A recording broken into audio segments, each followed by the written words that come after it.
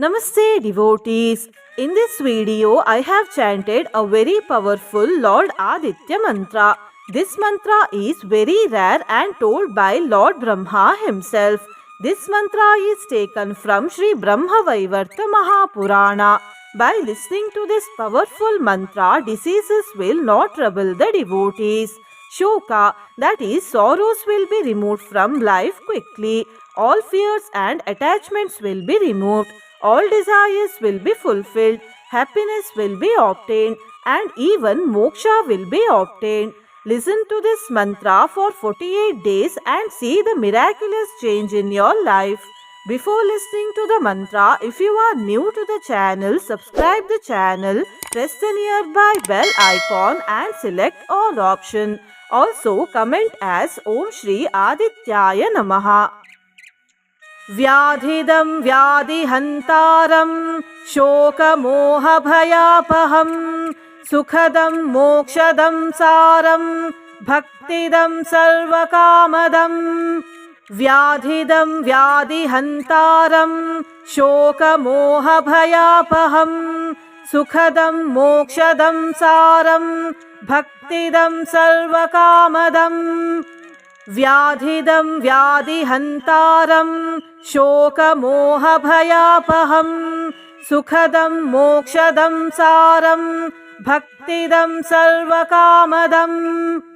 व्याधिदं व्याधिहन्तारं शोकमोहभयापहं सुखदं मोक्षदं सारं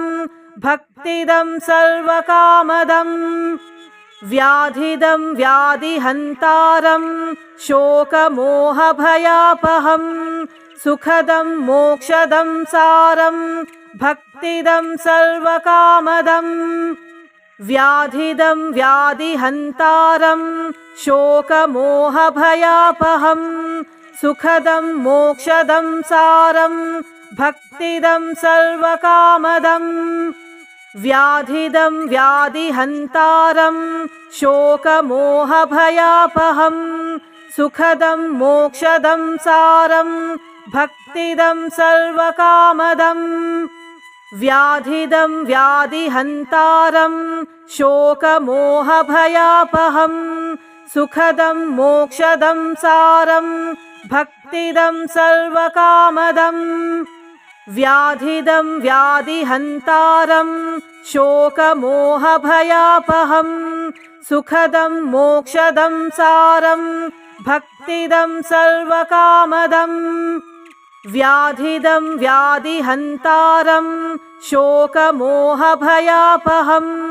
सुखदं मोक्षदं सारं भक्तिदं सर्वकामदं व्याधिदं व्याधिहन्तारं शोकमोहभयापहं सुखदं मोक्षदं सारं भक्तिदं सर्वकामदं व्याधिदं व्याधिहन्तारं शोकमोहभयापहं सुखदं मोक्षदं सारं भक्तिदं सर्वकामदं व्याधिदं व्याधिहन्तारं शोकमोहभयापहं सुखदं मोक्षदं सारं भक्तिदं सर्वकामदं व्याधिदं व्याधिहन्तारं शोकमोहभयापहं सुखदं मोक्षदं सारं भक्तिदं सर्वकामदं व्याधिदं व्याधिहन्तारं शोकमोहभयापहं सुखदं मोक्षदं सारं भक्तिदं सर्वकामदं व्याधिदं व्याधिहन्तारं शोकमोहभयापहं सुखदं मोक्षदं सारं भक्तिदं सर्वकामदं व्याधिदं व्याधिहन्तारं शोकमोहभयापहं सुखदं मोक्षदं सारं भक्तिदं सर्वकामदं व्याधिदं व्याधिहन्तारं शोकमोहभयापहं सुखदं मोक्षदं सारं भक्तिदं सर्वकामदं व्याधिदं व्याधिहन्तारं शोकमोहभयापहं सुखदं मोक्षदं सारं भक्तिदं सर्वकामदम् व्याधिदं व्याधिहन्तारं शोकमोहभयापहं सुखदं मोक्षदं सारं भक्तिदं सर्वकामदम् व्याधिदं व्याधिहन्तारं शोकमोहभयापहं सुखदं मोक्षदं सारं भक्तिदं सर्वकामदम् व्याधिदं व्याधिहन्तारं शोकमोहभयापहं सुखदं मोक्षदं सारं भक्तिदं सर्वकामदम् व्याधिदं व्याधिहन्तारं शोकमोहभयापहं सुखदं मोक्षदं सारं भक्तिदं सर्वकामदम् व्याधिदं व्याधिहन्तारं शोकमोहभयापहं सुखदं मोक्षदं सारं भक्तिदं सर्वकामदम् व्याधिदं व्याधिहन्तारं शोकमोहभयापहं सुखदं मोक्षदं सारं भक्तिदं सर्वकामदम् व्याधिदं व्याधिहन्तारं शोकमोहभयापहं सुखदं मोक्षदं सारं भक्तिदं सर्वकामदम् व्याधिदं व्याधिहन्तारं शोकमोहभयापहं सुखदं मोक्षदं सारं भक्तिदं सर्वकामदम् व्याधिदं व्याधिहन्तारं शोकमोहभयापहं सुखदं मोक्षदं सारं भक्तिदं सर्वकामदम् व्याधिदं व्याधिहन्तारं शोकमोहभयापहं सुखदं मोक्षदं सारं भक्तिदं सर्वकामदम् व्याधिदं व्याधिहन्तारं शोकमोहभयापहं सुखदं मोक्षदं सारं भक्तिदं सर्वकामदम् व्याधिदं व्याधिहन्तारं शोकमोहभयापहं सुखदं मोक्षदं सारं भक्तिदं सर्वकामदम् व्याधिदं व्याधिहन्तारं शोकमोहभयापहं सुखदं मोक्षदं सारं भक्तिदं सर्वकामदम् व्याधिदं व्याधिहन्तारं शोकमोहभयापहं सुखदं मोक्षदं सारं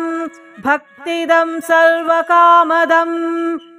व्याधिदं व्याधिहन्तारं शोकमोहभयापहं सुखदं मोक्षदं सारं भक्तिदं सर्वकामदम् व्याधिदं व्याधिहन्तारं शोकमोहभयापहं सुखदं मोक्षदं सारं भक्तिदं सर्वकामदम् व्याधिदं व्याधिहन्तारं शोकमोहभयापहं सुखदं मोक्षदं सारं भक्तिदं सर्वकामदम् व्याधिदं व्याधिहन्तारं शोकमोहभयापहं सुखदं मोक्षदं सारं भक्तिदं सर्वकामदम् व्याधिदं व्याधिहन्तारं शोकमोहभयापहं सुखदं मोक्षदं सारं भक्तिदं सर्वकामदम् व्याधिदं व्याधिहन्तारं शोकमोहभयापहं सुखदं मोक्षदं सारं भक्तिदं सर्वकामदम् व्याधिदं व्याधिहन्तारं शोकमोहभयापहं सुखदं मोक्षदं सारं भक्तिदं सर्वकामदम् व्याधिदं व्याधिहन्तारं शोकमोहभयापहं सुखदं मोक्षदं सारं भक्तिदं सर्वकामदम् व्याधिदं व्याधिहन्तारं शोकमोहभयापहं सुखदं मोक्षदं सारं भक्तिदं सर्वकामदम् व्याधिदं व्याधिहन्तारं शोकमोहभयापहं सुखदं मोक्षदं सारं भक्तिदं सर्वकामदम् व्याधिदं व्याधिहन्तारं शोकमोहभयापहं सुखदं मोक्षदं सारं भक्तिदं सर्वकामदम् व्याधिदं व्याधिहन्तारं शोकमोहभयापहं सुखदं मोक्षदं सारं भक्तिदं सर्वकामदम् व्याधिदं व्याधिहन्तारं शोकमोहभयापहं सुखदं मोक्षदं सारं भक्तिदं सर्वकामदम् व्याधिदं व्याधिहन्तारं शोकमोहभयापहं सुखदं मोक्षदं सारं भक्तिदं सर्वकामदम् व्याधिदं व्याधिहन्तारं शोकमोहभयापहं सुखदं मोक्षदं सारं भक्तिदं सर्वकामदम् व्याधिदं व्याधिहन्तारं शोकमोहभयापहं सुखदं मोक्षदं सारं भक्तिदं सर्वकामदम् व्याधिदं व्याधिहन्तारं शोकमोहभयापहं सुखदं मोक्षदं सारं भक्तिदं सर्वकामदम् व्याधिदं व्याधिहन्तारं शोकमोहभयापहं सुखदं मोक्षदं सारं भक्तिदं सर्वकामदम् व्याधिदं व्याधिहन्तारं शोकमोहभयापहं सुखदं मोक्षदं सारं भक्तिदं सर्वकामदम् व्याधिदं व्याधिहन्तारं शोकमोहभयापहं सुखदं मोक्षदं सारं भक्तिदं सर्वकामदम् व्याधिदं व्याधिहन्तारं शोकमोहभयापहं सुखदं मोक्षदं सारं भक्तिदं सर्वकामदम् व्याधिदं व्याधिहन्तारं शोकमोहभयापहं सुखदं मोक्षदं सारं भक्तिदं सर्वकामदम् व्याधिदं व्याधिहन्तारं शोकमोहभयापहं सुखदं मोक्षदं सारं भक्तिदं सर्वकामदम् व्याधिदं व्याधिहन्तारं शोकमोहभयापहं सुखदं मोक्षदं सारं भक्तिदं सर्वकामदम् व्याधिदं व्याधिहन्तारं शोकमोहभयापहं सुखदं मोक्षदं सारं भक्तिदं सर्वकामदम् व्याधिदं व्याधिहन्तारं शोकमोहभयापहं सुखदं मोक्षदं सारं भक्तिदं सर्वकामदम् व्याधिदं व्याधिहन्तारं शोकमोहभयापहं सुखदं मोक्षदं सारं भक्तिदं सर्वकामदम् व्याधिदं व्याधिहन्तारं शोकमोहभयापहं सुखदं मोक्षदं सारं भक्तिदं सर्वकामदम् व्याधिदं व्याधिहन्तारं शोकमोहभयापहं सुखदं मोक्षदं सारं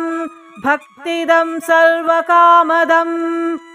व्याधिदं व्याधिहन्तारं शोकमोहभयापहं सुखदं मोक्षदं सारं भक्तिदं सर्वकामदं व्याधिदं व्याधिहन्तारं शोकमोहभयापहं सुखदं मोक्षदं सारं भक्तिदं सर्वकामदं व्याधिदं व्याधिहन्तारं शोकमोहभयापहं सुखदं मोक्षदं सारं भक्तिदं सर्वकामदं व्याधिदं व्याधिहन्तारं शोकमोहभयापहं सुखदं मोक्षदं सारं भक्तिदं सर्वकामदं व्याधिदं व्याधिहन्तारं शोकमोहभयापहं सुखदं मोक्षदं सारं भक्तिदं सर्वकामदं व्याधिदं व्याधिहन्तारं शोकमोहभयापहं सुखदं मोक्षदं सारं भक्तिदं सर्वकामदं व्याधिदं व्याधिहन्तारं शोकमोहभयापहं सुखदं मोक्षदं सारं भक्तिदं सर्वकामदं व्याधिदं व्याधिहन्तारं शोकमोहभयापहं सुखदं मोक्षदं सारं भक्तिदं सर्वकामदं व्याधिदं व्याधिहन्तारं शोकमोहभयापहं सुखदं मोक्षदं सारं भक्तिदं सर्वकामदं व्याधिदं व्याधिहन्तारं शोकमोहभयापहं सुखदं मोक्षदं सारं भक्तिदं सर्वकामदं व्याधिदं व्याधिहन्तारं शोकमोहभयापहं सुखदं मोक्षदं सारं भक्तिदं सर्वकामदं व्याधिदं व्याधिहन्तारं शोकमोहभयापहं सुखदं मोक्षदं सारं भक्तिदं सर्वकामदं व्याधिदं व्याधिहन्तारं शोकमोहभयापहं सुखदं मोक्षदं सारं भक्तिदं सर्वकामदं व्याधिदं व्याधिहन्तारं शोकमोहभयापहं सुखदं मोक्षदं सारं भक्तिदं सर्वकामदं व्याधिदं व्याधिहन्तारं शोकमोहभयापहं सुखदं मोक्षदं सारं भक्तिदं सर्वकामदं व्याधिदं व्याधिहन्तारं शोकमोहभयापहं सुखदं मोक्षदं सारं भक्तिदं सर्वकामदं व्याधिदं व्याधिहन्तारं शोकमोहभयापहं सुखदं मोक्षदं सारं भक्तिदं सर्वकामदं व्याधिदं व्याधिहन्तारं शोकमोहभयापहं सुखदं मोक्षदं सारं भक्तिदं सर्वकामदं व्याधिदं व्याधिहन्तारं शोकमोहभयापहं सुखदं मोक्षदं सारं भक्तिदं सर्वकामदं व्याधिदं व्याधिहन्तारं शोकमोहभयापहं सुखदं मोक्षदं सारं भक्तिदं सर्वकामदं व्याधिदं व्याधिहन्तारं शोकमोहभयापहं सुखदं मोक्षदं सारं भक्तिदं सर्वकामदं व्याधिदं व्याधिहन्तारं शोकमोहभयापहं सुखदं मोक्षदं सारं भक्तिदं सर्वकामदं व्याधिदं व्याधिहन्तारं शोकमोहभयापहं सुखदं मोक्षदं सारं